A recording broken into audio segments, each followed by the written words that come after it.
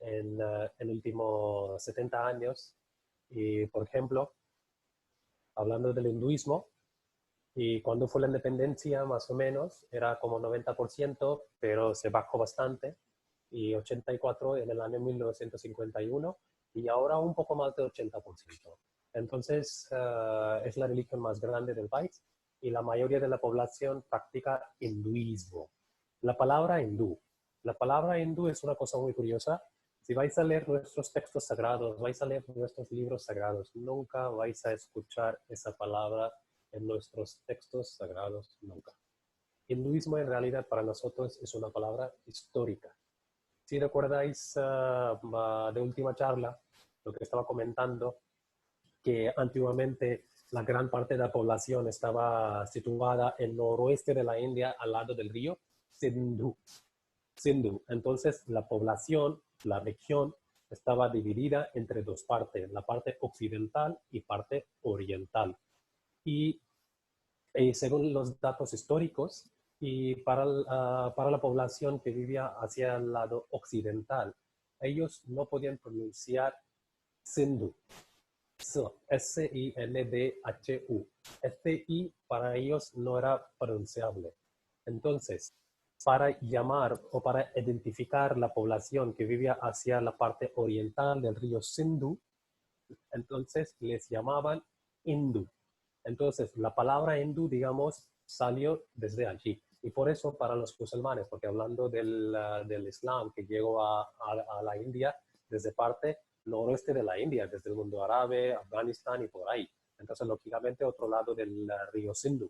Y por eso, para los musulmanes, nuestro país es Hindustán.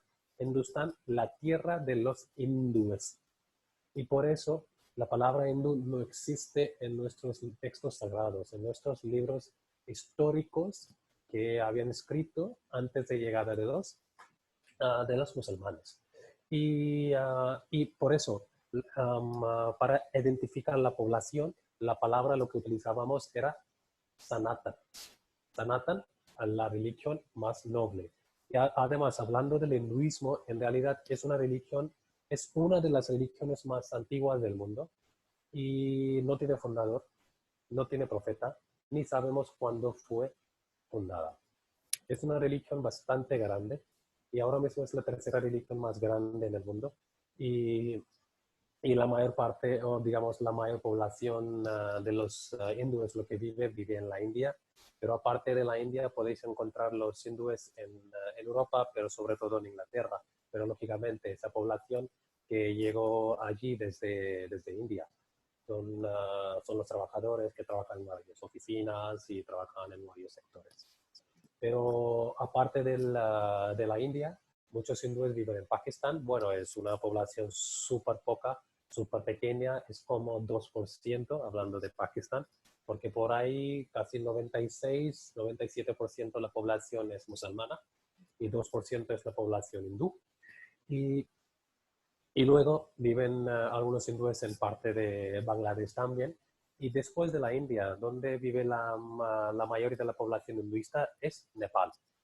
Y es una cosa muy curiosa, Nepal fue un país, digamos oficialmente un país hinduista cuando existía monarquía, pero después de terminar con la monarquía terminó ese título también.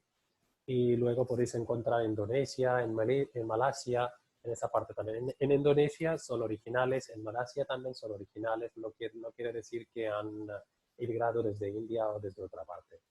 Y, y, y lo que estaba comentando, ¿cómo que no tiene profeta? No tiene la religión. Por eso, ¿qué pasa? Es una religión lo que llamamos como estilo de la vida, como llamamos como filosofía de la vida.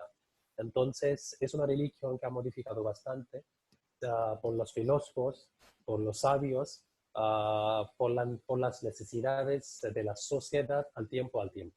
Y por eso, digamos que desde su inicio, históricamente, lo que llamamos, históricamente el hinduismo fue fundada durante la época védica, pero digamos que la época védica y la civilización de los arios, la civilización védica, era el inicio del hinduismo, porque claro, el hinduismo lo que practicamos ahora mismo en nuestro país es a partir de esa época. Si recordáis lo que comenté en la última charla, Es más o menos entre siglo 1000 antes de Cristo y siglo 600 antes de Cristo. Y, pero sí, claro, que ha modificado muchísimo. Por eso lo que comenté en el principio, que en el norte de la India tenemos otra filosofía de practicar esa religión. Si vayamos al sur de la India, dentro de misma religión tiene otra manera, tiene otra filosofía de practicar misma religión. Pero lógicamente al camino es lo mismo. Bueno, voy a hablar rápido del porcentaje de las religiones que tenemos y luego voy a continuar otra vez con el hinduismo. Y luego la segunda religión más grande tenemos Islam. Y en 1951, cerca del 10%, y ahora mismo, en realidad, bueno, aquí tengo datos antiguos y por eso pone 2001, pero según el censo de 2011, Islam ahora mismo es casi cerca de 15% y el hinduismo ha bajado y es como 80%. Y luego la tercera religión más grande ahora mismo en nuestro país, lo que es cristianismo, más de 2%. Y la cuarta religión más grande es sikhismo, un poco menos de 2%, sí. Y luego tenemos zoroastrismo y tenemos aquí jainismo. Jainismo, voy a hablar del jainismo también, pero una cosa lo que tenéis que fijar aquí del porcentaje. Es una de las religiones más antiguas de nuestro país, la religión que nació aquí en la India, pero al porcentaje podéis fijar 0.41%. Así que digamos que nada, es como si calculamos estos días, es como 5 o 6 millones nada más. Y luego el budismo, sí, es como 0.77%. Y, y aquí lo que podéis ver, sí, lo que estaba comentando antes, que si que el hinduismo surgió más o menos hace unos 3.500 años, durante la época védica, y pero claro, para nosotros es una religión filosófica, que la filosofía ha cambiado poco a poco según las necesidades de la sociedad y además es una religión politeísta y hay muchos dioses y diosas. También voy a decir por qué hay tantos dioses y diosas en nuestras religiones, perdón, en nuestra religión, el hinduismo. Pero claro, los hindúes creen en los conceptos de karma, dharma, moksha. ¿Y qué quiere decir literalmente en español? Karma quiere decir acción, es una palabra bastante conocida en el mundo occidental. Claro, acción que luego tiene reacción. Y luego tenemos dharma. Dharma, bueno, literalmente, si buscamos por Google y en los diccionarios sale dharma lo que quiere decir la religión. Pero para nosotros, Dharma no es la religión, porque en realidad lo que comenté, en realidad para nosotros no es una religión, es una filosofía, es una manera de vivir, es una filosofía de vivir la vida. Y por eso para nosotros Dharma lo que quiere decir deberes, responsabilidades. Lo que queremos, cada persona nace a cumplir algo, cumplir sus deberes.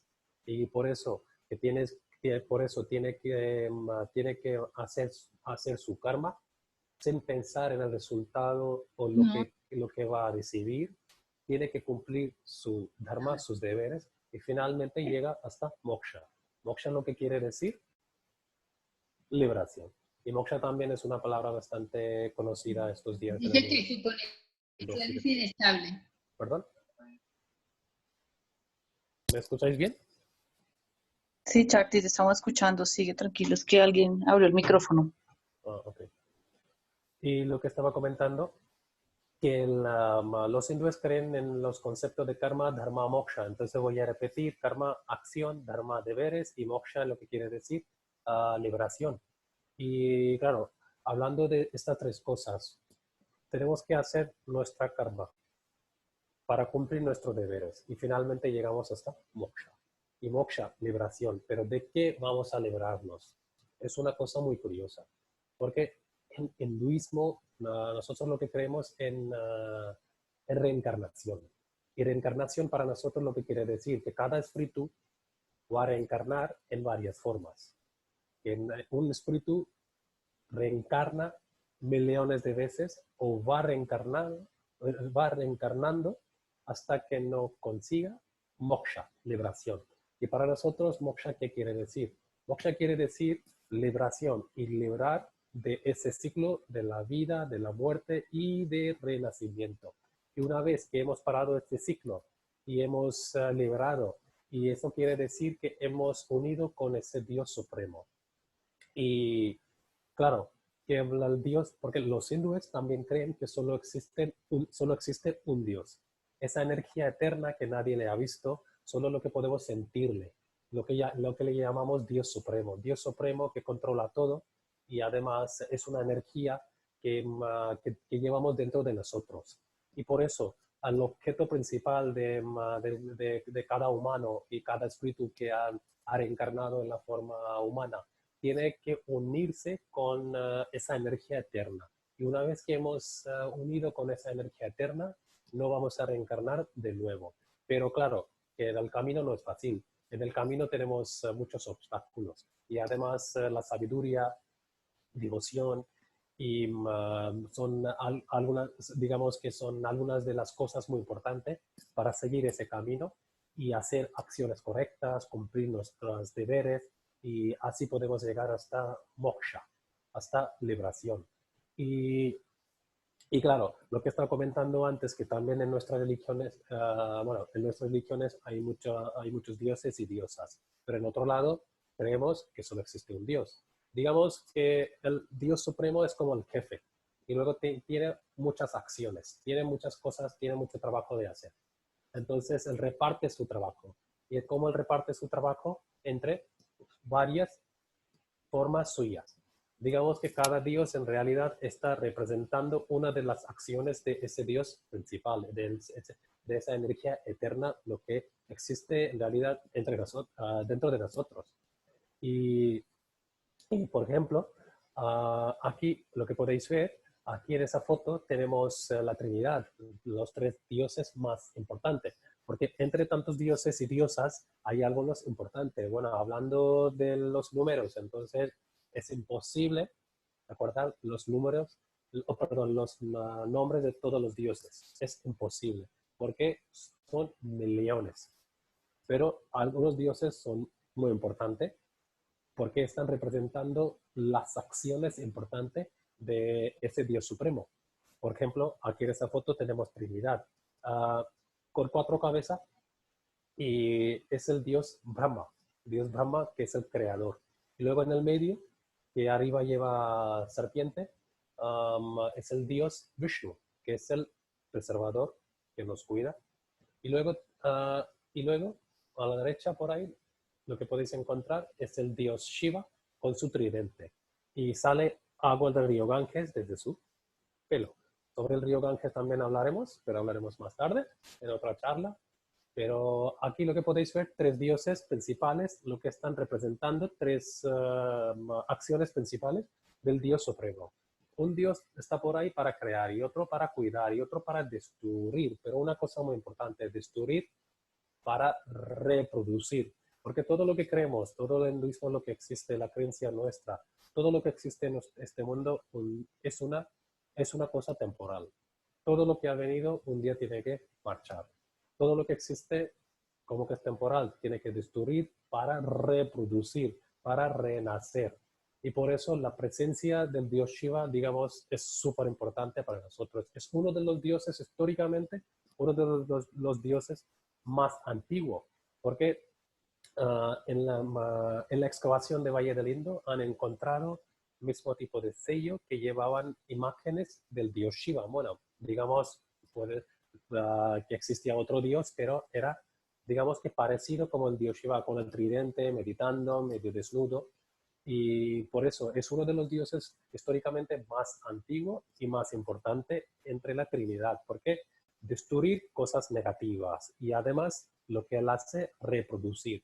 Y por eso para nosotros, digamos, los 3 dioses son muy importantes, pero aquí lo que podéis fijar, aquí tres acciones más importantes de esa energía eterna, el Dios supremo. Y luego, aparte de ellos, tenemos Dios de buena suerte, tenemos, si recordáis de mi última charla, lo que estaba comentando históricamente, porque claro, con la religión siempre hay pruebas históricas, siempre hay datos históricos.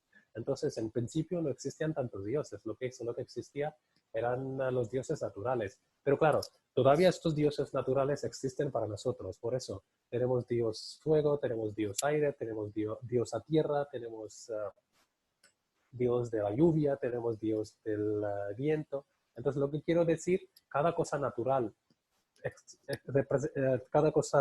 natural está representando por un dios. Y digamos, así tenemos más respeto hacia la naturaleza, porque para nosotros existe dentro de esa cosa natural una conexión religiosa, hay espiritualidad, hay mitologías, hay creencias. Y por eso en India, claro, y por eso para nosotros, cuando estamos rezando, cuando estamos meditando, siempre buscamos los sitios más naturales, porque así estamos más cerca de la naturaleza y así estamos más cerca del Dios. Y, y, um, y luego tenemos Dios Ganesha, que es el Dios de buena suerte, y yo siempre digo que es uno de los dioses más importante y más famoso en el mundo occidental por por su forma, lo que tiene cabeza del elefante. Cabeza del elefante tiene, y para nosotros es el Dios de la buena suerte. Y por eso cada vez que tenemos que empezar algo, siempre le rezamos y siempre la figura del dios Ganesha, sus pinturas podéis encontrar en las puertas principales de nuestras casas, a veces en la mesa de nuestra oficina donde estamos trabajando, y se puede poner en cualquier rincón de la casa, pero sobre todo, según la creencia nuestra, lo que siempre nos gusta poner en la puerta principal de la casa, porque siempre cosas malas y buenas entran y salen por la misma puerta, por eso. Y luego tenemos diosa Kali, tenemos diosa Durga, tenemos Saraswati, tenemos Lakshmi. Saraswati, por ejemplo, aquí representa la sabiduría, el conocimiento. Y luego diosa Lakshmi lo que representa la riqueza material, me refiero aquí. Y luego diosa Shakti, Shakti, como me llamo, porque sí, mi nombre en realidad es el nombre de una diosa, pero aquí en el norte de la India, en general, ese nombre lo utilizamos solo para los hombres. Y Shakti lo que quiere decir la energía. Entonces, que la energía para reproducir y para mantener la vida. Y por eso existe la diosa Shakti. Y hablando de Dios Shiva otra vez, claro, que para nosotros Dios Shiva lo que representa al material y su mujer es Shakti, es la energía. Y cuando se unen es la producción, es el universo, es el humano, es un animal. Entonces, material y la energía, su unión es muy importante para crear, para llevar la vida y además finalmente para destruir. Y por eso, hablando de las mujeres, de los tres dioses, lo que tenemos aquí, por ejemplo, Brahma, su mujer es Saraswati, que es la diosa de conocimiento. Entonces, para crear este mundo, este universo, él necesita a su mujer. Y luego al dios Vishnu, su mujer es Lakshmi, diosa de la riqueza y de la prosperidad, para cuidar del universo, para cuidar del mundo, para cuidar de todos los vivos, lo que existen en este universo. Necesitamos la prosperidad y la riqueza. Y por eso su mujer muy importante para él. Y luego lo que comenté hace un rato, Shakti es la mujer del dios Shiva. Porque claro, la energía él necesita para destruir y para reproducir. Y, y y luego, hablando de los textos sagrados del hinduismo, lo que comenté otro día, tenemos 4 Vedas, 18 Puranas y Ramayana y Mahabharata. Pero además tenemos un libro más. Un momentito, aquí, sí. Gita, Bhagavad Gita, Bhagavata Gita. Literalmente quiere decir canto del Señor. Y para nosotros es un libro filosófico. 4 Vedas, sí, pero yo, en mi opinión, como que he intentado a leer Gita muchas veces, pero es un libro súper filosófico. Entonces, lo que he leído, lo que he observado, que Gita en realidad es digamos que hemos leído Gita, entonces 4 Vedas más o menos ya hemos entendido. Para nosotros Gita es un libro filosófico es un libro religioso, pero más que religioso yo digo que es un libro filosófico. Y porque en general en Gita lo que no están hablando, no están hablando de la religión, están hablando de karma, dharma, moksha y del espíritu, de 4 cosas. Y para nosotros es un libro histórico también. Entonces, libro religioso, por supuesto, libro filosófico, por supuesto, y además es un libro histórico para nosotros. Y histórico, bueno, históricamente, durante la época védica, y fue fundado, o digamos, Gita fue predicado por el dios Krishna. Y el dios Krishna es uno de los dioses más famosos lo que existe en el mundo occidental. Seguro conocéis esa secta, ese grupo de Hare Rama, Hare Krishna, que sobre todo en el este de Europa es bastante famoso, pero además ahora está en el continente América también, en Estados Unidos, en Canadá. Incluso yo creo que en Colombia también podéis encontrar un poquito de esa comunidad, de esa secta, que digamos que nació del hinduismo, pero literalmente no es el hinduismo, pero claro, sigue la filosofía del hinduismo y sobre todo de Gita. Y Gita, claro, que lo que estaba comentando, que fue predicado por Krishna. Krishna fue una de las reencarnaciones de Dios Vishnu. Fue octava reencarnación de Dios Vishnu. Durante Mahabharata. Mahabharata lo que comenté otro día, que para nosotros no solo es una poesía, no solo es un épico, para nosotros eso fue un evento histórico.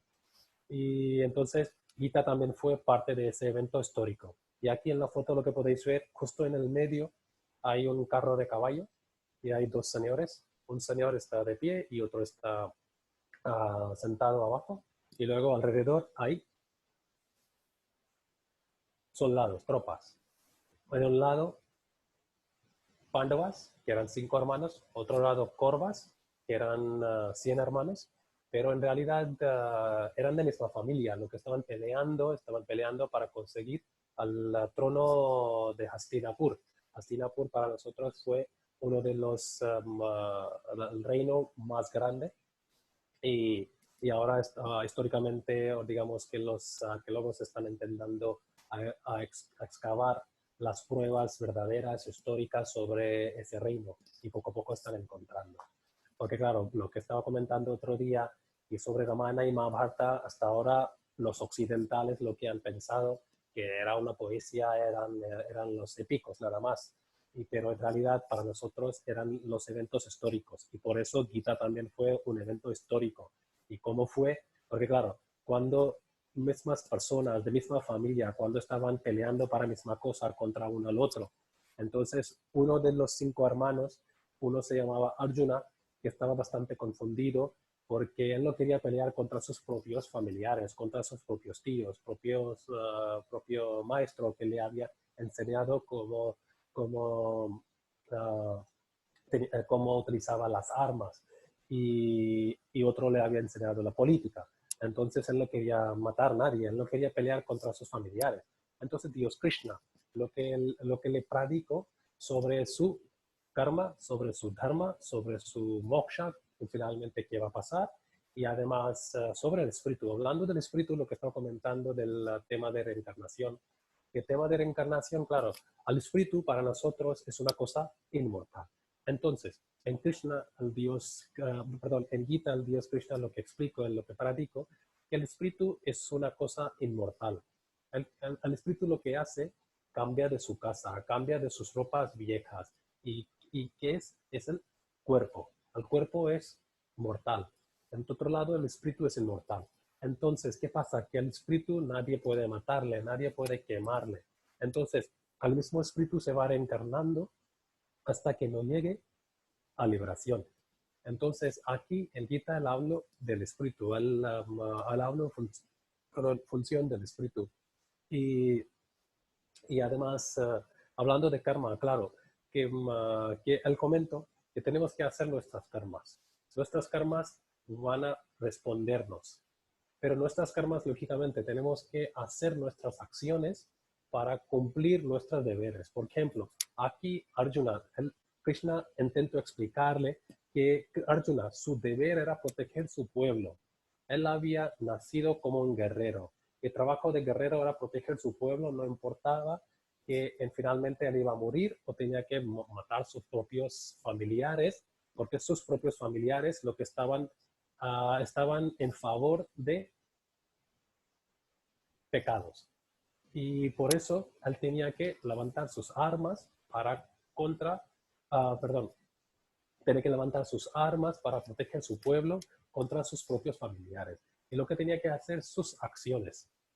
Y sin pensar en el resultado, sin pensar lo que iba a recibir después de cometer esa acción y, y, y cumplir sus deberes. Y así finalmente él puede llegar hasta la liberación, que es el objeto principal de todos los espíritus y de todos los humanos lo que existen en este mundo. Y hablando de reencarnación otra vez, hay varias etapas. Entonces, según nuestra creencia, que claro, la mejor forma del espíritu, la mejor vida del espíritu es ser humano. Es ser humano. Porque claro, el humano sabe diferenciar entre bueno y malo. Y por eso en esta guerra, en esa batalla, en un lado, algunos estaban peleando para bueno y algunos estaban peleando para malo. Y por eso fue esa batalla. Y por eso Krishna intentó explicarle que todo lo que estaba haciendo no estaba malo, estaba bien, porque estaba protegiendo su pueblo, estaba cumpliendo su deber como un guerrero. Y y por eso por eso que en general en Gita lo que están explicando sobre estas cuatro cosas. Y es lo que comenté antes, que no estamos hablando de la religión, estamos hablando cómo hay que vivir. En Gita lo que nos ha explicado. Y por eso no es un no es un libro religioso, no tiene que nada que ver solo con el hinduismo. Y es cierto, es nuestra creencia, es nuestra religión. Y claro, fue practicado por una de las reencarnaciones de Dios Vishnu, que también es el Dios hinduista. Pero claro, que no es un libro religioso relacionado con el hinduismo, es un libro filosófico. Cualquier persona puede leer, porque lo que expliqué en el principio, que el hinduismo no es una religión, es una filosofía. Y por eso cualquier persona puede practicar esa filosofía. Pero claro, cualquier persona puede practicar esa filosofía, no hay problema, no hace falta convertirse, pero sí, lo que no es posible que uno que está practicando la religión es hindú. Es, soy hindú por mi nacimiento, no importa que estoy practicando la religión o no, pero soy hindú porque he nacido en una familia hindú. Pero claro, en otro lado, cuando alguien ha empezado a practicar la filosofía, entonces no hace falta convertirse. Solo seguir la filosofía ya está siguiendo la religión, pero todavía no es hindú porque no ha nacido en la familia hindú. Porque lo que comenté antes, que el sistema social es así. Porque uno que ha nacido en la familia hindú es hindú, no importa que practica la religión o no, pero claro, sigue mismas normas de la religión, entonces es hindú. Pero otro lado, uno que está practicando la filosofía no es hindú, pero es parte de la filosofía. Entonces hay una diferencia. Y por eso lo que comenté, la religión, en realidad cuando llegaron tantas religiones, tantas creencias en nuestra tierra, entonces para identificar cada creencia y cada filosofía, finalmente nombraron como el hinduismo. Perdón, aquí, siguientes. Sí, aquí en esta foto lo que podéis ver. Y aquí hay una cúpula de un templo en el sur de la India, lo que estaba comentando antes, que tenemos muchos dioses y diosas. Entonces, en esa cúpula tan decorada, tan colorida, hay muchas mitologías, hay mucha creencia, creencia local, creencia común entre todos los hindúes. Y lo que estamos intentando explicar por las figuras. Porque claro, y otra razón, ¿por qué existen tantas estatuas y tantos templos con tantas figuras y tantos templos? Antiguamente la población no sabía leer y escribir, igual como las iglesias y catedrales, como que había figuras para explicar un poquito, en India también pasaba igual. Y, y por eso, a partir del siglo VII, siglo VI y siglo VII, cuando arquitectura hinduista y estaba arriba de todo, estaba en el nivel más alto, Entonces empezaron a construir los templos y sobre todo el tema más importante eran las mitologías, las creencias y claro, para enseñar al pueblo sobre esa mitología, sobre esa creencia. Y por eso en esa misma cúpula por lo menos podéis encontrar como 10 o 15 mitologías, distintas creencias, porque claro, siempre hay una razón científica, siempre hay una razón religiosa. Y luego, en el medio, lo que podéis encontrar es la unión, lo que estaba explicando antes, el material y la energía. Y eso lo que produce. Y por eso es la energía cósmica para nosotros, la energía productiva. Y es el Dios y su mujer lo que representan en esa forma, al medio hombre y media mujer. Y luego aquí, en esa foto, lo que podéis ver, hay una señora, está rezando en un templo en la ciudad de Udaipur, es una de las ciudades más preciosas, ciudad del lago, lo que existe en el estado de Rajasthan, en el noroeste de la India, aquí por ahí.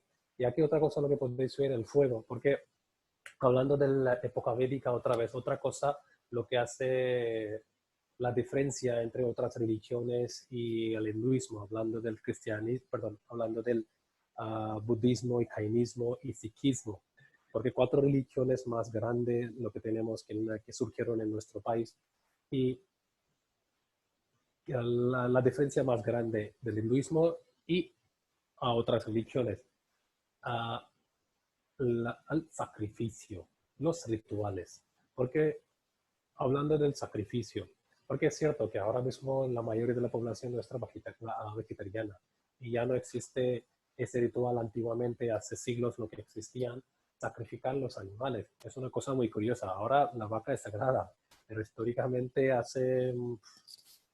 durante la época védica la vaca no era tan sagrada. Entonces sacrificaban los animales.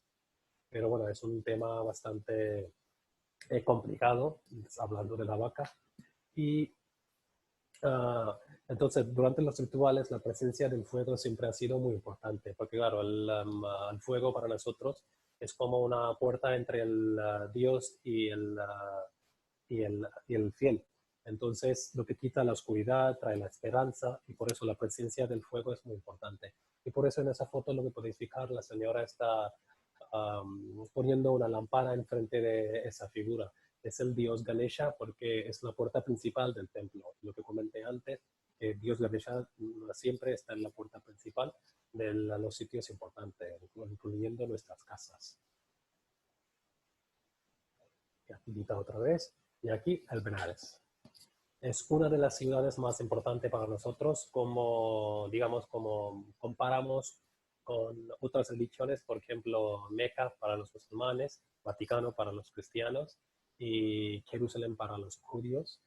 Y entonces Varanasi es una de las ciudades más importantes para los hindúes. Y hay muchas ciudades que son muy sagradas, muy importantes para los hindúes, pero Varanasi tiene digamos, que tiene un sitio muy especial en los corazones de los hindúes, porque según la creencia nuestra, que alguien que muere en esa ciudad llega directamente a liberación, si no, tiene más posibilidades de mejorar su vida siguiente. Y claro, hablando de vida siguiente, siempre depende de nuestras acciones de la vida presente, lo que tenemos, la vida actual, lo que tenemos. La vida actual en realidad, claro, lo que creemos, todo lo que tenemos ahora mismo es el resultado de nuestras acciones pasadas. Y ahora mismo estamos disfrutando la fruta, lo que hemos ganado. Puede ser mala, puede ser buena, pero lógicamente todo depende de nuestras acciones. Y ahora mismo, por las acciones actuales, cumpliendo nuestros deberes y deberes actuales, estamos intentando a librarnos. Si no libramos, entonces en este caso estamos intentando a mejorar nuestra vida que viene, la siguiente vida. Y por eso, morirse por ahí en esta ciudad para nosotros es como digamos que hay más posibilidades de librarse, hay más posibilidades de mejorar la vida que viene. Y por eso el río Ganges está por ahí. El río Ganges en realidad es uno de los ríos más grandes que existe en nuestro país. En total 2.800 kilómetros de largo es, pero en Benares es muy importante, porque claro, Por eso todos los hindúes acercan al río Ganges en la ciudad de Benares. Y aquí lo que podéis ver en la foto, perdón, en la foto lo que podéis ver que hay muchas cúpulas. Entonces, abajo de cada cúpula hay un templo dedicado a un dios, a una diosa particular. Y luego hay muchas paraguas y abajo de cada paragua hay un sacerdote. Y sacerdote con sus libros sagrados. Entonces, acercamos al sacerdote para celebrar los rituales. Y entonces la única persona que puede cantar los textos sagrados de los Vedas para celebrar los rituales. Y luego tenemos que bañarnos en el río Ganges. Pero el otro lado es una cosa muy curiosa. ¿Por qué la ciudad de Benares es tan importante para nosotros? Y además tiene varios nombres. Para nosotros, la ciudad de Benares es como la ciudad de la vida, al casco histórico por ahí, lo que tenemos al lado del río. Y además, ciudad de la muerte. Porque es muy curioso a ver, porque, ¿qué pasa? Que hay muchos crematorios justo al lado del río. Podéis ver cómo están incinerando. Y claro, es un último viaje, es un último ritual para, para el humano. Y justo puede ser que más o menos 10 pasos más adelante vais a encontrar que en otro lado estamos celebrando el nacimiento de hijo o hija de alguien. Entonces es muy curioso que como al primer ritual y último ritual estamos celebrando en el mismo lugar. Eso es muy curioso, eso es muy interesante a ver en esa ciudad. Entonces sentirla, esa energía, lo que fluye por ahí, es bastante curioso. Y cómo la gente está cómo la gente acerca al río Ganges para hacer sus actividades diarias, porque la gente está haciendo yoga, haciendo deporte al lado del río y además están meditando al lado del río Ganges, justo en el mismo lugar. Y justo al lado hay perro, hay vaca, hay otros animales en el mismo río. Entonces, y además hay una familia que está celebrando el último ritual del fallecimiento de su familiar. Y entonces lo que quiero decir, en misma ciudad, en misma orilla, hay muchas actividades que tienen que ver con la sociedad. Y claro, hay espacio para todo. Y por eso para nosotros es una de las ciudades más importantes. Y se dice que el dios Shiva, él fue su mismo que él había fundado esa ciudad. Y por eso la ciudad de Benares, de Varanasi, es muy famosa como la ciudad del dios Shiva también. Por eso lo que comenté, el dios Shiva, claro, dios destructor y además reproductor. Y por eso aquí empieza la vida y además aquí termina la vida. Es una cosa muy curiosa porque, claro, me había visto la muerte, pero cuando hay una creencia entre nosotros, se siente la muerte. Entonces, cuando alguien se siente su muerte, entonces la mayoría de la gente prefiere acercar al río Ganges en esa ciudad, en la ciudad de Benares, porque claro, lo que comenté antes, así tiene más posibilidades de liberarse y además para mejorar su segunda oportunidad.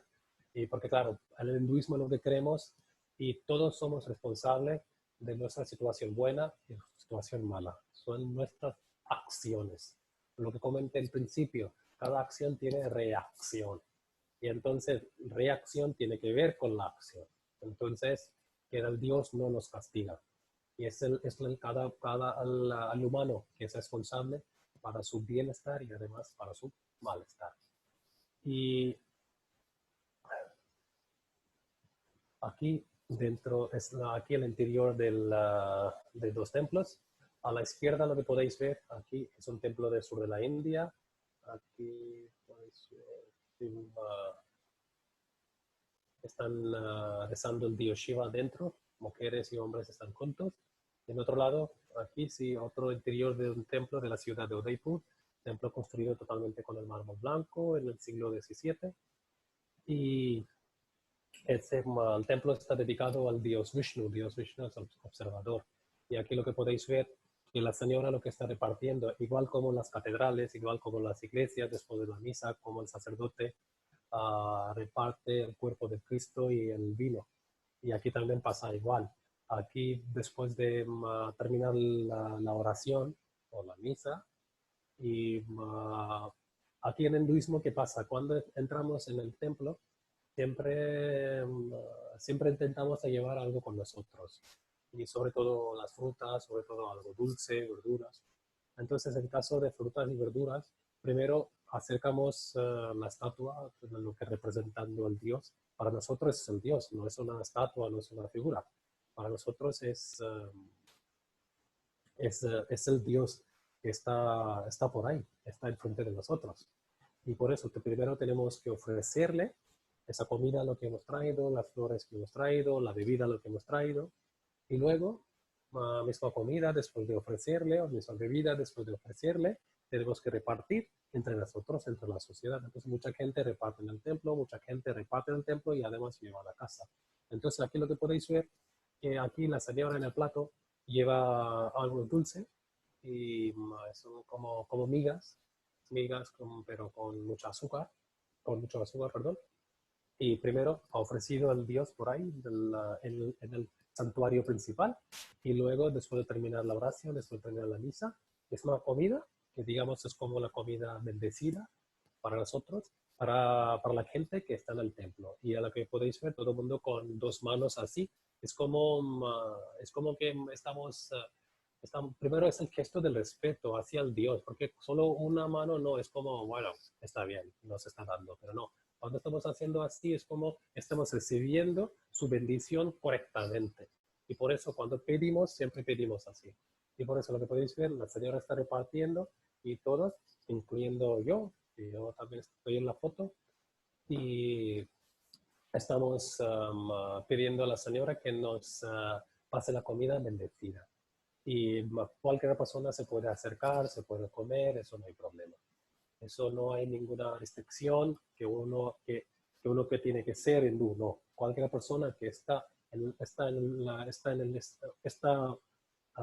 que está por ahí en ese momento, está presente en ese momento, él puede pedir, puede acercar, puede pedir tranquilamente, no hay problema. Bueno, antes de seguir hacia la otra religión, ¿y tenéis alguna duda sobre el hinduismo? Bueno, en realidad es un tema muy, muy, muy profundo. En una charla de 1 hora, 2 horas no es posible. Y además el hinduismo, hablando de las religiones, lo que comenté en principio, de las religiones, que es, escuchar es otra cosa, ver es otra cosa, pero sentir la religión es otra cosa. Y en la India lo que pasa, tenemos que sentir la religión. Y así entendemos mejor la religión. Y por eso que hablar de la religión en una charla es, bueno, estamos hablando. Pero entender de la religión de verdad, la mejor manera es estar en ese lugar donde la gente está practicando y cómo se puede, cómo la gente practica, cómo se siente ese momento. Pero en cualquier caso, ¿alguien tiene alguna pregunta, alguna duda solo sobre ese tema, más o menos?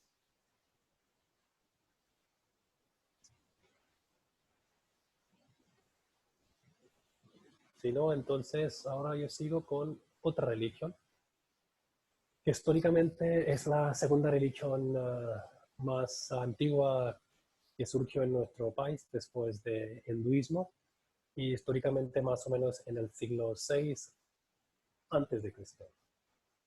Entonces, históricamente más o menos, digamos como 2500, 2400 años de antigüedad la religión tiene.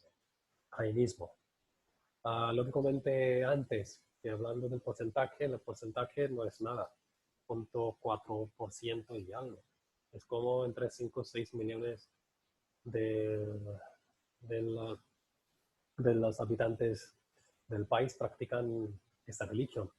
Pero una cosa muy curiosa, una de las religiones más antiguas, el porcentaje mm, muy poco, pero es la religión más próspera económicamente, culturalmente en nuestro país, según el estudio que lo han hecho año pasado. Es la religión más próspera y económicamente y culturalmente. Pero bueno, el porcentaje es muy poco. Y además, en la economía de la India, esta religión en realidad tiene mucha importancia. Ya vais a entender más o menos por qué ahora. Pero por primero, lo que estaba comentando, que tiene más o menos como 2400, 2500 años de antigüedad, y la palabra Jain, La palabra gen significa el conquistador, pero aquí no estamos hablando del conquistador que ha conquistado un territorio, ha conquistado un reino, ha conquistado un país, no. Aquí estamos hablando del conquistador de una persona que ha conquistado su propia mente, sus fallas, sus deformaciones. Y claro, que caen al conquistador, pero conquistador de su propia mente. Porque claro, lo que creen que después de controlar o después de conquistar la mente se puede controlar los deseos.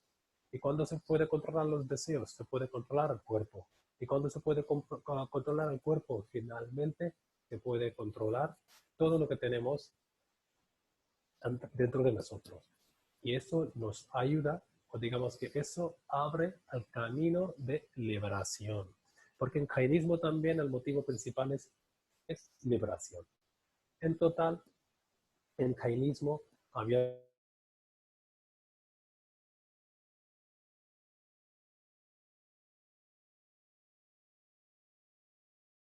Natha quiere decir como el don, como quiere el Señor. Es una palabra muy formal.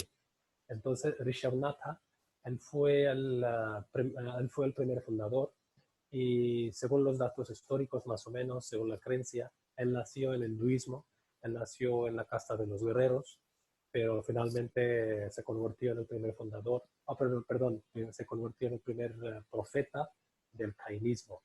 Pero históricamente la religión fue fundada por Vardhamana Mahavira, que nació en Bihar, en este de la India, en el siglo VI a.C.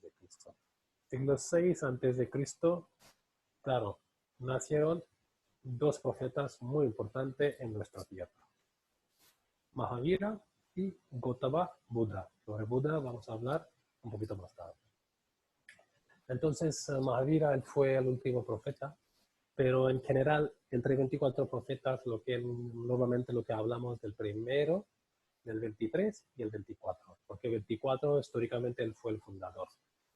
Entre 24 y 23 nacieron como guerreros, pero finalmente se convirtieron a profetas del jainismo. Pero 24 al último fue el único que nació en la familia jainista. Así que desde su nacimiento él era jainista. Y lo que creen, que la filosofía más importante de esa religión es no violencia.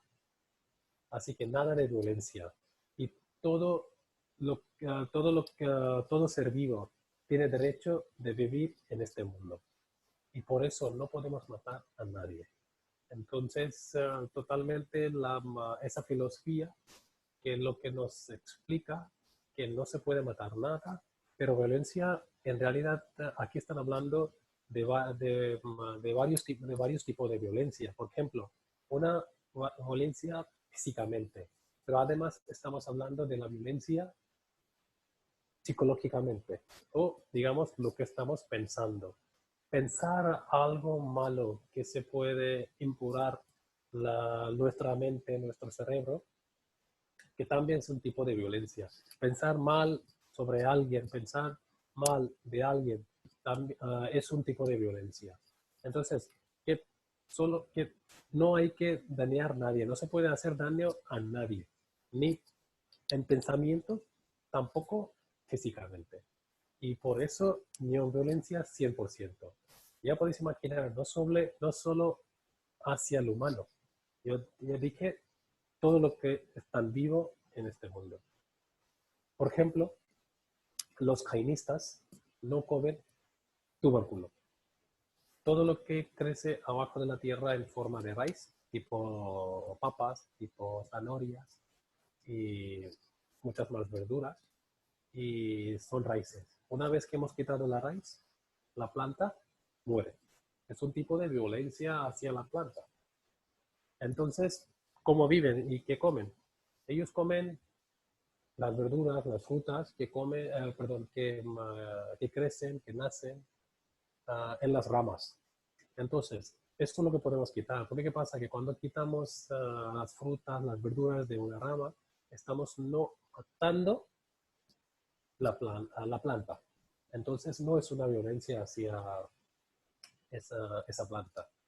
Y Y muchos, bueno, ahora está cambiando un poquito, pero antiguamente tampoco comían después de puesta de sol, porque claro, no existía la electricidad, todo el mundo comía abajo comía abajo de la luz de lámpara. Entonces, cuando estaban comiendo, entonces después de puesta de sol, los insectos, los bichos se acercaban y por el calor se quemaban y luego caían en el plato de una persona que estaba comiendo justo abajo. Entonces, para evitar ese tipo de matanza, decidieron no comer después de puesta de sol. Y tampoco usan artículos de cuero, nada de...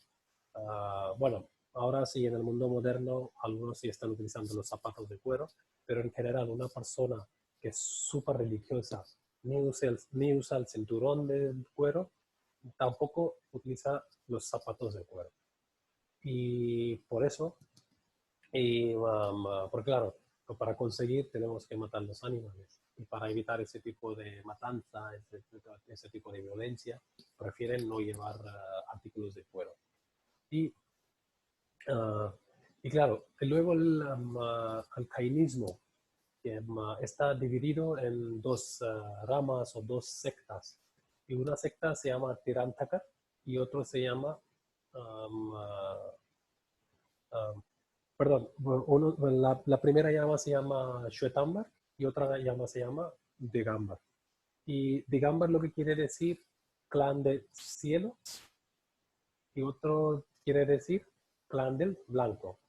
Y la diferencia más grande, siguen la misma religión, quieren liberar y siguen misma filosofía más o menos, pero aquí están divididos un poquito, no mucho, pero un poquito. Por ejemplo, en el clan del blanco, por ahí solo existen los monjes y siempre los monjes van desnudos, siempre. Y en otro lado, en Shwetambar, clan del blanco, existen monjes y monjas y llevan una túnica blanca y además siempre van vestidos de blanco y además siempre llevan una mascarilla en la boca así tapada y de color blanco otra vez. Y la diferencia, bueno, la razón por qué en otra secta, en otra rama, por qué no hay mujeres, porque claro, como que otros se van desnudos totalmente, entonces para las mujeres no era posible y por eso rechazaron totalmente las mujeres como las monjas.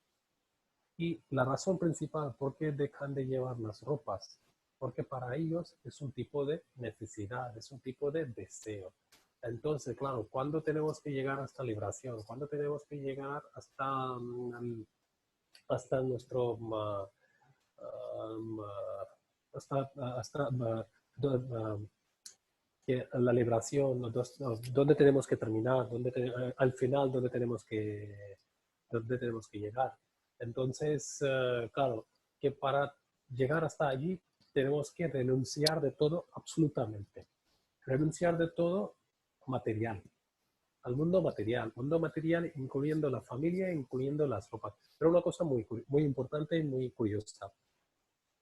Noche al día no se puede ir así. Es un camino muy largo.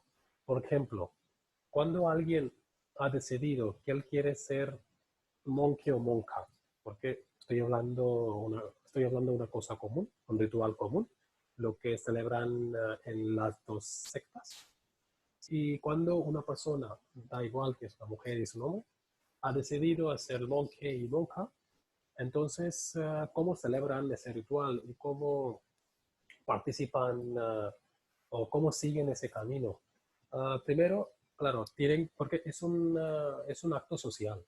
Entonces, en frente de la sociedad tiene que celebrar ese ritual. Entonces, ¿qué pasa? Que es una celebración muy grande y todos los seguidores de esta religión se unen por ahí en un lugar, sitio público, y luego los voluntarios que han decidido hacer monje y monja están justo en el medio, pero sí, claro, no están desnudos. Primero lo que tienen que hacer, tienen que rapar la cabeza, pero rapar la cabeza, no rapan la cabeza con el cuchillo, ni con la máquina moderna, lo que estos días tenemos, que rapan la cabeza quitando el pelo al pelo. pero no solo de la cabeza, la barba, cejas, todo, todo. En realidad, ¿para qué existe ese ritual? Para demostrar que se puede aguantar. Porque claro, que duele muchísimo, es un dolor que prácticamente es imposible aguantar. Pero claro, están por ahí aguantando. Digamos que es el primer paso hacia, hacia ser monje y monja.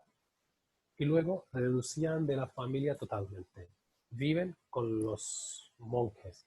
Por ejemplo, los monjes viven con los monjes, las monjas viven con las monjas. Y, y luego un voluntario que ha decidido ser el monje del clan del cielo. Entonces, poco, digamos que el primer paso empieza con el pelo y luego en el mismo momento renuncia a una prenda que le lleva en su cuerpo y luego poco a poco se va quitando todo, se va renunciando todas sus ropas. Y eso es camino bastante largo. Y luego pasa igual en otro clan también, que no quitan las ropas, pero claro, van renunciando al mundo material, dejan vivir en la casa. ¿Y dónde viven estos monjes? Y estos monjes en realidad, porque qué pasa? Que la religión jainista en el mundo occidental no es tan conocida. La razón principal es que nunca han viajado hacia el occidental. La razón es porque siempre están viajando andando, a pie totalmente. Entonces, siempre están viajando dentro del país. Y siempre están viajando todo el año, pero solo 4 meses se alojan en el mismo lugar, por una razón muy especial. Porque estamos hablando de 4 meses cuando llueve muchísimo. Y como que llueve muchísimo, entonces todos los insectos, todos los bichos que están en la tierra, incluso más insectos y los animales, muchísimos animales, están en la calle. Entonces, cuando están viajando, tienen una forma muy especial de viajar, que antes de pisar el suelo, siempre tienen que limpiar el suelo, siempre tienen que limpiar el suelo con una pluma muy especial de pluma de pavo real. Y entonces limpian el suelo, pero no matan el pavo real para conseguir la pluma. Es que, claro, una vez al año, el pavo real suelta y entonces lo recogen y luego hacen las plumas para limpiar el suelo. Y, pero ¿qué pasa? Que durante la estación de los monzones, cuando llueve muy fuerte, cuando hay mucha agua, entonces todo está arriba, todo está en la tierra. Entonces puede ser que un monje que está andando, de repente abajo de su pie hay un insecto, puede ser una hormiga, entonces y, sin intención le ha matado. Entonces es una matanza, es una violencia. Entonces, para evitar ese tipo de violencia, ese tipo de matanza, siempre prefieren pararse durante 4 meses. Se llama Chaturmas. Chatur quiere decir 4, más quiere decir meses. Y normalmente alojan, en este caso alojan en el mismo templo durante 4 meses. Y luego, ¿qué pasa? Que los monjes nunca piden la comida. Es la gente que tienen que invitarles para comer. Y solo comen una vez al día. ¿Y cómo comen? Eso también es bastante curioso al ver. Siempre comen a mano así. Y antes de comer, inspeccionan todo, que no hay algo mal en el pan o en agua, porque nunca usan los cuencos, lo que utiliza otra persona. Entonces, cada monje tiene su propio cuenco. Entonces, come el mismo cuenco, bebe agua el mismo cuenco, claro, para mantener la pureza. Y, y una vez al día comen, y a veces, ¿qué pasa? Que cuando se van practicando, y a veces una vez en 4 días, y a veces una vez en una semana, o a veces una vez en un mes. Y entre los jainistas, los monjes, hay un ritual muy común y además en India ahora mismo hablando de la constitución, lo que comenté antes, que es un país donde tiene el espacio para todas las religiones, pero claro, que hace poco fue un argumento muy grande, un debate muy grande, porque los jainistas, los monjes jainistas tienen un ritual para librarse de su cuerpo, de librarse de su cuerpo mortal. ¿Qué pasa? Que cuando quieren dejar de todo, quieren morirse, entonces dejan de comer, dejan de beber. y es un ritual para ellos. Entonces se quedan en un sitio meditando y luego mueren en el mismo lugar meditando. Y entonces ahora el debate ahí que debe permitir ese tipo de ritual en el mundo moderno, lo que llevamos ahora o no, pero claro, que es un país donde religiones no tocan otras religiones, entonces cada religión tiene su espacio. Entonces es un debate político y además religioso. Y político es lo que comenté, que en la economía de la India los jainistas tienen un papel muy importante, porque claro, como que no matan a nadie, entonces nunca han dedicado a la agricultura, nunca han sido guerreros, nunca han sido sacerdotes, lo que siempre han sido comerciantes. Comerciantes vendiendo tela, vendiendo joyas, vendiendo especias, que históricamente ya sabemos hace siglos son objetos que siempre han dejado muchísimo dinero. Y por eso es una comunidad de los comerciantes, pero además no solo que son comerciantes, además la comunidad es bastante educativa, que la gente muy educada, muy educada, da igual que es el hombre o la mujer, pero la educación es muy importante con el negocio. Pero claro, hablando de la población que existe, digamos que el 90% todavía tiene sus propios negocios. Y una cosa muy curiosa, que la mayoría sigue en mismas profesiones como llevaban sus padres o sus antepasados. Venden especias, venden joyas, venden tela, exactamente lo mismo. Y claro, siempre han dejado mucho dinero. Y por eso, claro, que económicamente es una comunidad súper fuerte, súper fuerte. Y la mayoría de los templos, uh, bueno, aquí lo que podéis ver es lo que estaba hablando de los monjes. Y a la izquierda, aquí en el vestidos blancos, van las monjas. Y aquí lo que estaba diciendo, que llevan una mascarilla. Y aquí es el monje de clan blanco. Lo que podéis ver está totalmente desnudo. Y está leyendo un libro sagrado. Y esa foto yo saqué en el templo de Khajuraho.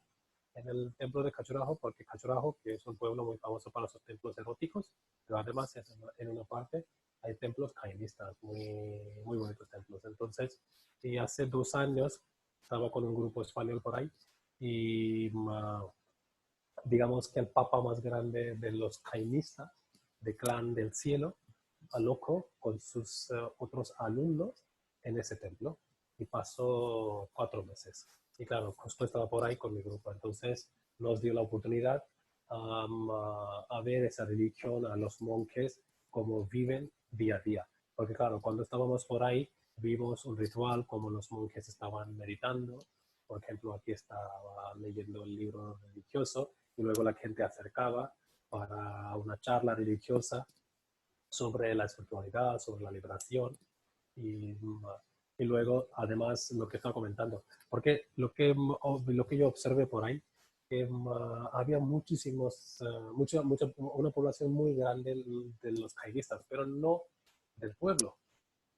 Habían llegado desde todo el país. Entonces ellos habían alquilado los hoteles, las casas. Bueno, en su casa puede ser que hay 20 coches o tienen casas de 50 habitaciones, pero por ahí solo para estar cerca de los monjes, ellos habían alquilado un sitio pequeño y las mujeres estaban cocinando por ahí y luego cada persona invitaba personalmente a los monjes que comerían en sus sitios que lo que ellos habían preparado. Y claro, para ellos era como una bendición muy grande que el monje había aceptado la invitación de esa persona o de su familia. Y claro, era muy curioso a ver. Y luego, otro lado lo que estaba comentando, las monjas jainistas. Esa foto yo saqué también en Jodhpur. Y en realidad siempre vais a encontrar los templos jainistas. Por ejemplo, es un templo jainista en el pueblo de Rajpur, en el estado de Rajasthan, cerca de la ciudad de Udaipur, en el oeste de la India. En realidad, la mayoría de los templos, porque la riqueza de los jainistas vais a encontrar en los templos, porque siempre dejan mucha donación en los templos. Y claro, y luego, aprovechando del dinero, las construcciones, los edificios tan impresionantes. Ese edificio tiene más de 500 años, totalmente construido con el mármol blanco. Entonces ya podéis imaginar sobre la belleza del templo. Se llama el templo de Ranakpur. Y, y la mayoría de los templos jainistas siempre vais a encontrar en los sitios en dos estados, en Gujarat y en Rajasthan. Y la razón principal, porque claro, antes de llegada de los europeos, todo el negocio bajaba por el desierto. Todo el negocio pasaba, todas las caravanas pasaban por el desierto. Entonces Rajasthan al estado donde hay desierto. Y por eso la mayoría de la población jainista antiguamente vivía en el estado de Rajasthan y luego en el estado de Gujarat. Pero ahora, claro, como que el negocio ha ampliado bastante, ahora varias maneras de hacer el negocio, entonces están en todas partes, en todo el país. Pero siguen con mismas restricciones. Por ejemplo, un día cuando vais a viajar a la India, entonces durante vuestro viaje y lógicamente, porque India es un país lleno de artesanía, llena de cosas tan bonitas, entonces la gente siempre gusta llevar.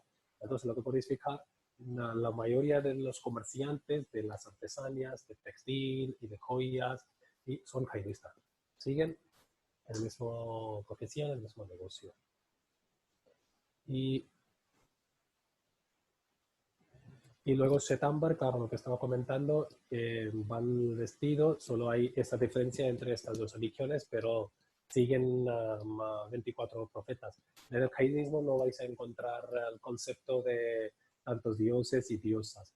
Digamos que el jainismo nació por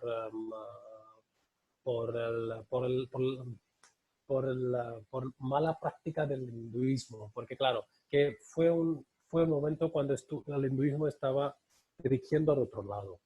Entonces, jainismo nació como una filosofía, porque la base es la misma, pero nació una filosofía más dirigida por los 24 profetas.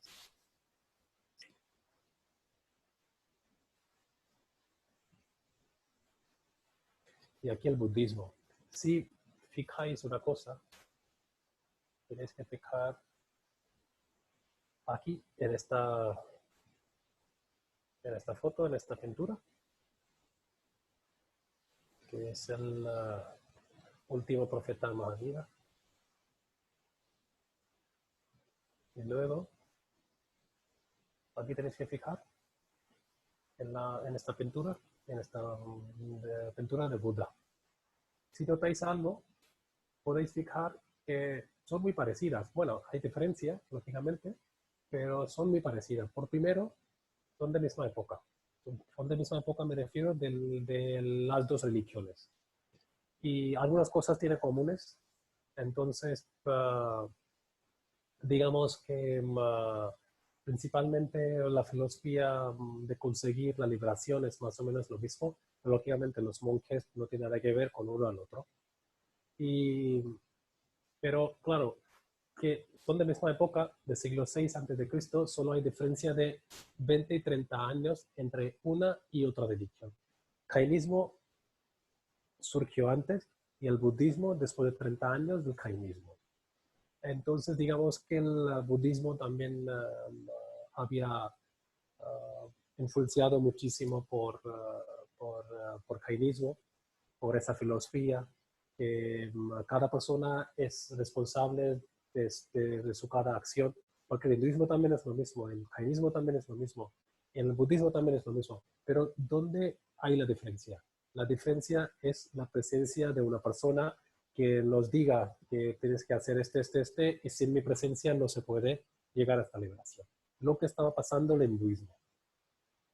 Demasiado, la época védica finalmente se convirtió como una época de mala práctica de la religión, de la filosofía, que algunos grupos estaban dominando la sociedad. Entonces, jainismo y budismo, digamos que fueron resultado de esa mala práctica del hinduismo, que estaban intentando dominar la sociedad. Entonces, cada persona, por su meditación, por sus acciones, finalmente puede llegar a esta liberación, se puede librarse. Y por eso nacieron estas las dos religiones. Una cosa, o los datos históricos muy curiosos, que hablando de la época o del Imperio Maurya, al siglo III antes de Cristo, que Ashoka fue el último rey que fue budista, pero en cambio el fundador del Imperio Maurya, Chandragupta, era jainista. Eran guerreros, ya podéis fijar los dos guerreros, pero finalmente se convirtieron a jainista, a budista. Las religiones más de no violencia, tranquilidad. Y solo seguir el camino de meditación y practicar las enseñanzas de 24 profetas en un lado y de Buda otro lado. Entonces, históricamente, el jainismo fue una religión bastante famosa entre el siglo III antes de Cristo hasta el siglo VI. Y el budismo también más o menos lo mismo. Pero claro, otra vez empezaron a caer. El budismo se cayó muchísimo y sobre todo con la llegada de los musulmanes se cayó muchísimo porque el jainismo tenía la protección históricamente por los reyes. Porque los reyes protegían, porque claro, eran comerciantes, tenían mucho dinero, entonces todo tipo de batallas, todo tipo de caravanas financiaban los jainistas. Entonces los reyes les necesitaban, entonces le protegían con alto precio.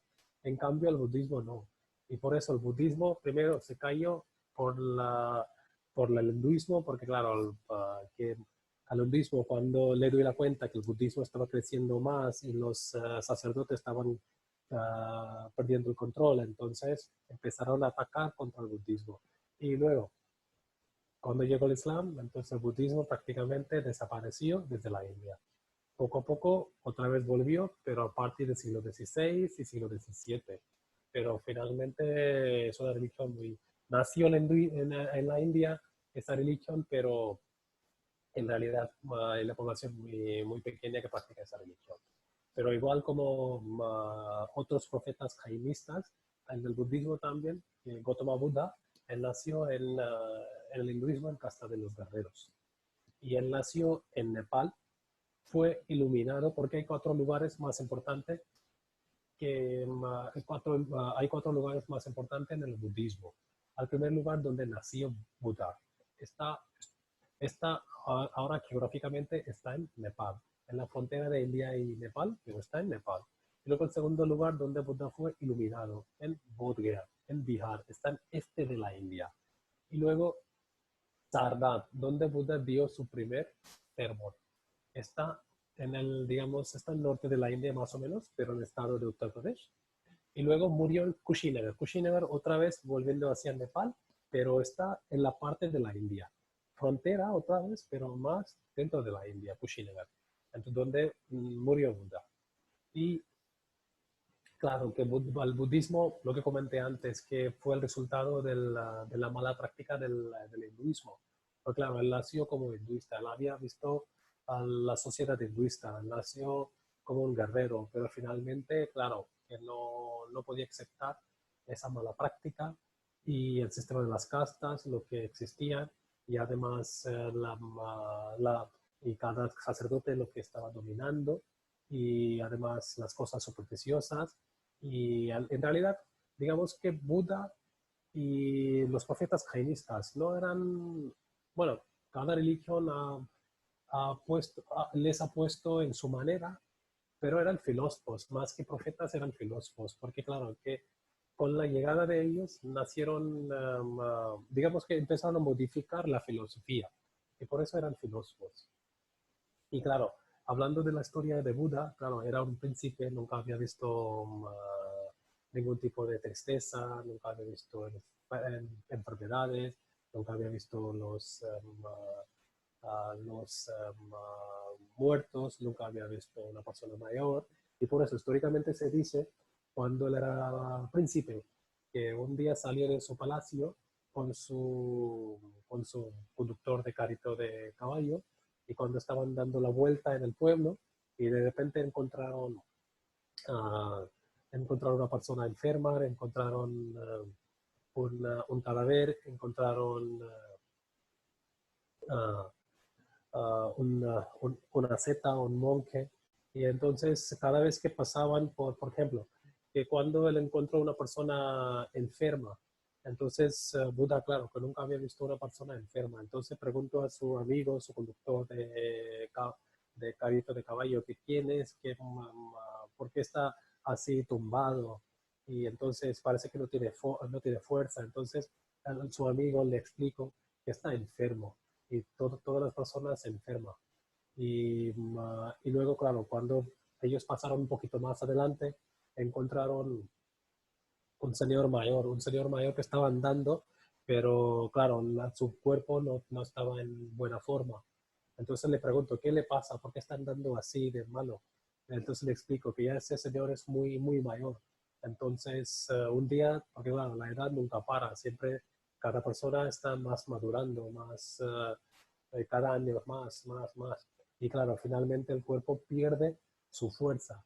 Y luego, un poquito más adelante, ellos encontraron un cadáver. Entonces, Buda, claro, otra vez pregunta a su amigo, ¿y qué pasa? Esa persona porque no mueve y todo el mundo alrededor de él está llorando, ¿qué pasa? Entonces le explico que ha fallecido. Y uno que ha venido aquí, finalmente un día tiene que morir. Y luego finalmente encontró una seta, un monje. Y cuando el príncipe Gautama encontró ese monje, entonces a ver su cara tan brillante, estaba bastante impresionado. Y entonces le pregunto quién es. Entonces le explico que es un monje que ha renunciado a todo, ha renunciado a su mundo material, y lo que está buscando la sabiduría, lo que está buscando la liberación. Y claro, él volvió a su palacio, pero estas cuatro preguntas continuamente estaban dando las vueltas en su cabeza. Y finalmente un día él decidió abandonar su reino, abandonar su mujer, abandonar su hijo, abandonar sus padres y finalmente salir de su palacio a buscar las respuestas de sus preguntas. Y claro, en principio, claro, como que él nació en la sociedad hindú, entonces intentó hacerlo o intentó buscarlo siguiendo las normas hinduistas al mismo camino, pero finalmente le dio la cuenta que lo que estaba haciendo como otros. Que finalmente no va a encontrar las respuestas de sus preguntas. Entonces decidió asentarse abajo de un árbol que está en Bodh Gaya y decidió que no iba a dejar ese sitio hasta que no iba a encontrar las respuestas. Y se dice que esa noche, cuando estaba meditando, él también, según la creencia budista, según los textos budistas, él también había reencarnado 24 veces. Entonces, todas sus vidas pasadas, durante esa noche, llegaron en su cabeza, él había visto todo de sus vidas pasadas. Y finalmente, le había visto su mismo, él había visto su mismo como Buda. Y claro, se dice además durante la misma noche todos sus deseos, toda su ilusión y mala energía, mala gente y demonios intentaron a matarle, intentaron a desviarle su camino, pero Buda, claro que está meditando, entonces por su poder, por su energía de meditación, finalmente nadie pudo desviarle, nadie podía conquistarle, nadie podía controlarle. Y finalmente, claro, Buda fue iluminado. Y lo que descubrió que la vida es sufrimiento. Y el sufrimiento es el resultado de los deseos y de la ignorancia. Se puede superar el sufrimiento. Y la verdad es sendero. Entonces, claro, que el sufrimiento tiene la solución. Pero primero, claro, el sufrimiento, ¿por qué tenemos sufrimiento? Tenemos sufrimiento porque tenemos deseos. Tenemos ignorancia hacia un tema, hacia una persona. Y por eso sufrimos. Porque cuando deseamos algo y cuando no lo tenemos, entonces es como, claro, estamos sufriendo, estamos frustrados. Y sí, claro, cada persona por su meditación, por su nivel más alto, se puede superar de ese sufrimiento. Y claro, finalmente se puede llegar hasta liberación. Pero una cosa muy importante, que en el budismo no es un budismo que no es como el hinduismo, porque el hinduismo también, cuando tenemos que llegar hasta liberación, hay monjes, hay ascetas, ellos también renuncian totalmente, pero totalmente, 100%, ni acercan las familias. Pero el budismo, el Buda lo que intento explicar, que hay un camino medio, que claro, un monje también puede llevar conexión, que se puede tener la relación con su familia, no puede casar, pero claro, puede tener otras cosas, se puede participar en los actos sociales, pero por otro lado tiene que dedicar su tiempo al Dios. Y por eso le intento explicarlo. Y claro, el Buda en realidad es una cosa muy curiosa. Él no quería ser el Dios. Ahora le rezamos como el Dios, pero también era un filósofo. Lo que comenté antes, él había rechazado totalmente la creencia hinduista, la mala práctica hinduista. Por eso intentó buscar otro camino. Y por eso era un filósofo. Pero claro, finalmente se convirtió en Dios. Y otro dato bastante curioso, históricamente, entre el siglo VI antes de Cristo y siglo I después de Cristo, más o menos por 700 años, no existía ninguna figura, ninguna pintura de Buda. Entonces, ¿cómo le representaban durante estos 7 siglos? Por ejemplo, flor de loto lo que representaba su nacimiento y un caballo lo que representaba como que él había renunciado a su mundo material, su familia. Y luego un árbol de banano, lo que llamamos Bodhi tree, del idioma local, y lo que representaba su iluminación. Y luego una rueda, lo que representaba su primer sermón. Él dio en Sarnath, en el pueblo de Sarnath, cerca de Varanasi, como 20 kilómetros. Y luego Stupa, finalmente Stupa. Stupa lo que representaba su liberación, su muerte. Podéis encontrar estupas en todas partes. Y gracias a Ashoka, el rey tan grande, gran hinduista, finalmente se convirtió en el budista, que manda a sus seguidores a construir stupas. Stupa siempre es maciza, pero lo que dice, stupa en realidad abajo en la fundación siempre lleva restos de Buda. En las tupas donde no hay restos de Buda siempre hay restos, cenizas, reliquias de los monjes budistas o de las monjas budistas. Porque después de incinerar, reparten. Porque después del fallecimiento de Buda, lo que pasó, sus seguidores estaban peleando. Entonces repartieron sus reliquias. Entonces, finalmente, para representar su liberación, para representar su liberación. Porque Buda, la idea de construir stupa en realidad fue la idea de Buda. Porque él no quería construir su propia estatua, no quería pintar su propia figura por ahí, su propia pintura por ahí. Porque haciendo estas cosas, en realidad, él iba a ser un dios más, lo que él no quería. Y por eso, una vez uno de sus seguidores le preguntó que después de su nirvana, después de su liberación, ¿cómo podremos recordar de su nirvana? Entonces Buda, claro, era un monje, entonces siempre llevaba un cuenco, cogió el cuenco y puso al revés así. Y comentó que eso será símbolo de mi liberación, de mi nirvana. Y por eso la estupa tiene esa forma, siempre es maciza, pero en la fundación siempre lleva reliquias. Y claro, Ashoka, el rey grande, mandó a sus seguidores en siglo III a.C. a construir estas estupas en varias partes, porque él quería ampliar las enseñanzas de Buda. Y ahora, ¿qué pasa? ¿Por qué estaba diciendo que no existía su figura, su pintura? Y por qué le representaban en 4 formas estas?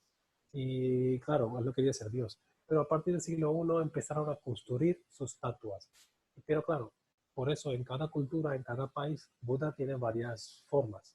De repente es gordo, de repente tiene ojos pequeños, de repente tiene cara más larga. Entonces cada lugar cada artista le había pintado, le había construido lo que el artista había leído, lo que había escuchado, por la cultura local, por la creencia local. Y por eso nunca vais a encontrar una figura o una pintura de Buda a partir del siglo, o antes del siglo I de Cristo. Y, uh, y aquí lo que estaba diciendo, Sarnath, el pueblo donde Buda dio su primer sermón. Y ahora, claro, que solo hay ruinas, pero un pueblo bastante interesante, porque todavía muchos practicantes budistas, muchos seguidores del budismo acercan ese pueblo, estas ruinas, para la oración. Y vienen de Tailandia, vienen de Myanmar, vienen de todas partes en realidad. y Japón, China, y está en Sarnath, en el pueblo claro, donde Buda dio su primer sermón, y por eso es muy importante. Y ahora sí, vamos a hablar del sikhismo. Sikhismo es otra religión que nació en nuestro país y otra vez nació del hinduismo, porque el primer profeta del sikhismo nació en el año 1469, hace 500 años más o menos. Él nació en una familia hindú, en una familia de los comerciantes. Su padre era contable del jefe del pueblo en noroeste de la India. Ahora, en realidad, el lugar donde nació el primer profeta del sikhismo, que se llamaba Guru Nanak Dev, ese pueblo ahora mismo está en Pakistán. Después de separación de India y Pakistán, se quedó en Pakistán, más o menos como 100 kilómetros, 120 kilómetros lejos de la ciudad de Lahore. Lahore, una ciudad bastante conocida en el mundo occidental de Pakistán. Y desde su infancia, en realidad, él no podía aceptar esa discriminación social. Porque claro, lo que estaba comentando, la razón principal, por qué nació hinduismo, perdón, por qué nació jainismo, por qué nació budismo y por qué nació sikhismo, la discriminación social. En un lado, claro, sistema de casta, sistema de casta, discriminación social, discriminación económica, discriminación entre las mujeres y hombres. Y ese tipo de discriminación y los sacerdotes y las castas más superiores, cada vez más dominantes, y estaban más fuertes para dominar la sociedad, estaban más controlando la sociedad, y por eso nacieron estas tres religiones. Pero claro, lo que comenté, es el mismo árbol, pero luego con cuatro ramas: al hinduismo, jainismo, budismo y sikhismo. Y entre cuatro ramas, el sikhismo es la rama más nueva, que tiene como 500 años. Y en total, el Guru Nanak, perdón, en el sikhismo había 10 profetas. Y claro, no existe el sistema de las castas. Lo que comenté, rechazo totalmente todo tipo de los rituales supersticiosos, lo que practicábamos hace tiempo. Por ejemplo, él nació en una familia de comerciantes, entonces una vez su padre le llamó a un sacerdote para celebrar un ritual, porque él había cumplido como 10 años. Y por cumplir 10 años tenía que celebrar un ritual muy importante. Y porque todos los hombres de esa casta tienen que celebrar en esa edad tenía que celebrar ese ritual. Pero el rechazo totalmente, diciendo que yo no pertenezco a ninguna religión y ninguna casta. Yo practico la humanidad aquí.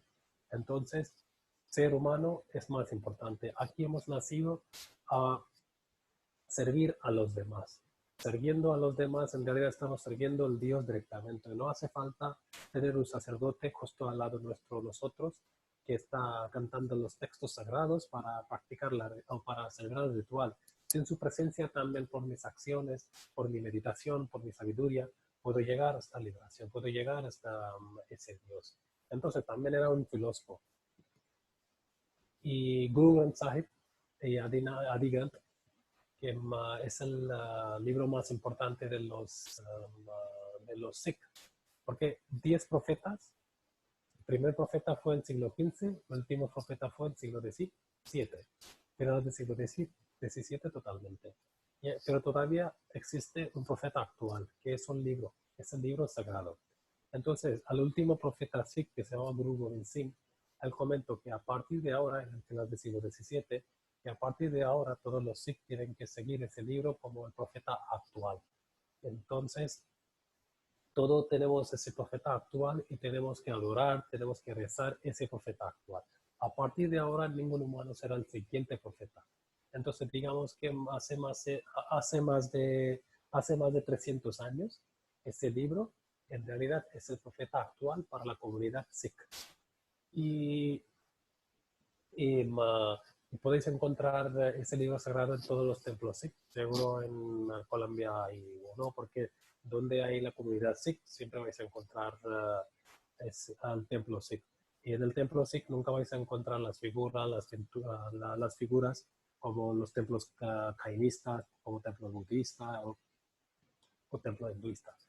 pero lo que vais a encontrar siempre el libro sagrado, una bandera que está ondeando en la altura de una asta y desde lejos mirando esa bandera ya sabemos dónde está el templo Sikh, podemos entrar en el templo y además que la tercera cosa en el templo Sikh siempre vais a encontrar que es muy común, una cocina y comedor social, porque antiguamente era obligatorio comer allí y todavía cuando estamos en el templo Sikh, para nosotros comer en la cocina, perdón, en el comedor social o servirnos en la cocina social, es como servir en la casa del Dios o comer en la casa del Dios.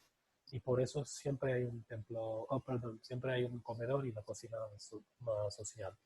Y no hace falta que alguien es pobre o alguien necesita comida. Cualquier persona con necesidades o sin necesidades puede estar por ahí. Lo que comenté antes, para nosotros es como directamente comer en el templo, perdón, en la casa del Dios, o servir en la casa del Dios, por eso. Y al efecto de los Sikh es diferente.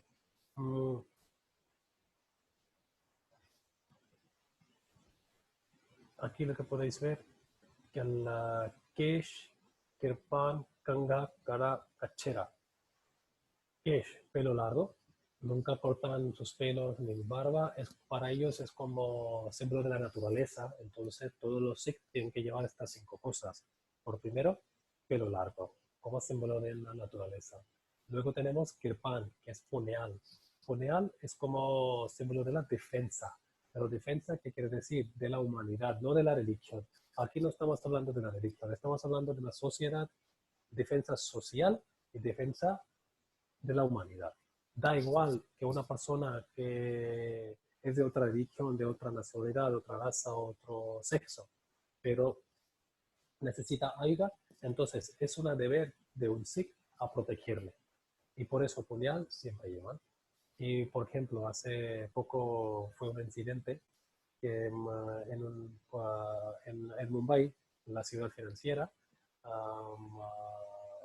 y había 2 chicas que tenían problemas porque algunos chicos le estaban persiguiendo, entonces chicas estaban muy asustadas y de repente encontraron un Sikh, estoy hablando de hace 2 o 3 meses antes, y entonces el Sikh sacó su puñal para proteger a esas chicas y prácticamente no las conocía.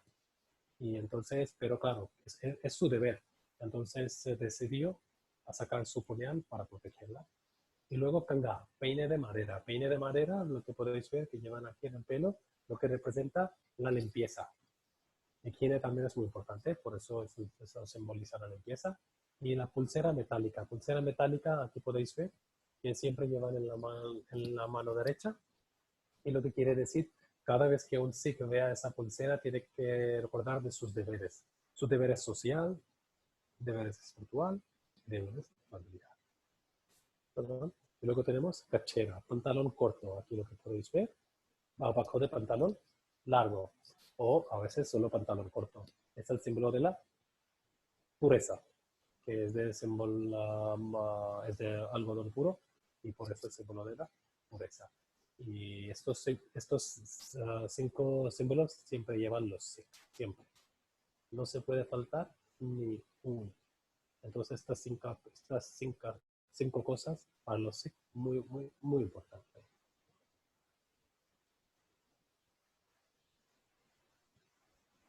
Bueno, aquí tenemos un mensaje de Mahatma Gandhi. El conocimiento profundo de las religiones permite derribar las barreras que las separan. Y otra cosa, que hablando de Mahatma Gandhi aquí, otra vez, una vez un periodista le preguntó, ¿qué piensa sobre sobre la filosofía hinduista y quién puede explicar? Entonces Mahatma Gandhi le respondió que la filosofía hinduista en realidad es una filosofía que cualquier persona puede practicar. No hace falta convertir, es una filosofía que nos enseña el camino de vivir. Y hablando de quién puede ser el filósofo, en realidad un niño pequeño que sabe hablar en este país puede ser el filósofo, porque cada persona tiene su manera de practicar y expresar la religión. Y así es, India, lo que comenté en principio, cada persona tiene su propia manera. Y por eso que entre tantos dioses no tenemos un dios principal, que tenemos que seguir este. Bueno, hay Dios supremo, pero luego ¿qué pasa? Cada persona elige su Dios particular y luego el resto de la vida le sigue como su padrino o como su madrino. Bueno, aquí hemos terminado la charla de hoy, el tema de hoy. Pero claro, me gustaría, si no habéis entendido algo o queréis preguntar algo.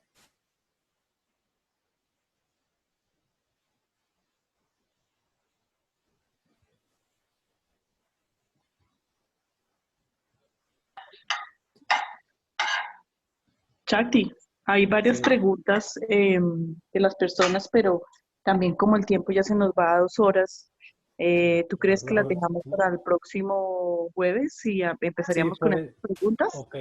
Sí, podéis enviarme por el mensaje, por el WhatsApp o por el correo. Y entonces, Exactamente, así también la gente, ya estamos en hora de almuerzo aquí en Colombia, ya puede ir sí, lo a entiendo, tomar no los me doy la alimentos. cuenta, ¿eh? No, estuvo muy interesante, yo creo que a todos nos fascinó, pero yo creo que tú también tienes horario ya cerca a las 12 de la noche y verdad agradecemos tu esfuerzo Sí, y sí, tus sí. palabras en esta charla que nos has dedicado. Sandra, si quieres complementar con algo. No, ya pues agradecerles nuevamente, invitarlos el jueves a las 11 de la mañana. Yo pues otra vez los molesto el miércoles por la mañana, por la noche, con el recordatorio y nos vemos a las 11. Vale, les agradecemos muchísimo. Estas son las conferencias que vamos a estar haciendo todas las semanas. La próxima semana vamos a estar con el tema de Egipto, también muy interesante. Entonces, súper conectados. Vale, y mil gracias. No, muchísimas gracias y os espero para la segunda charla, para la siguiente charla. Muchas Gracias, gracias. Chanti. Gracias, Chakti. Gracias. Gracias. Muchas Sandra, gracias. muchas gracias. Dios les pague y los bendiga. Gracias, Sandra y Diana. Muy agradable y muy Gracias. bien todo. Chao. Chao, Muchas chao, Adriana, gracias. chao, Sandra. Gracias, Adri. Gracias al Gallery. Gracias a todos. Gracias al exponente. Muchas gracias, muy Gracias. interesante.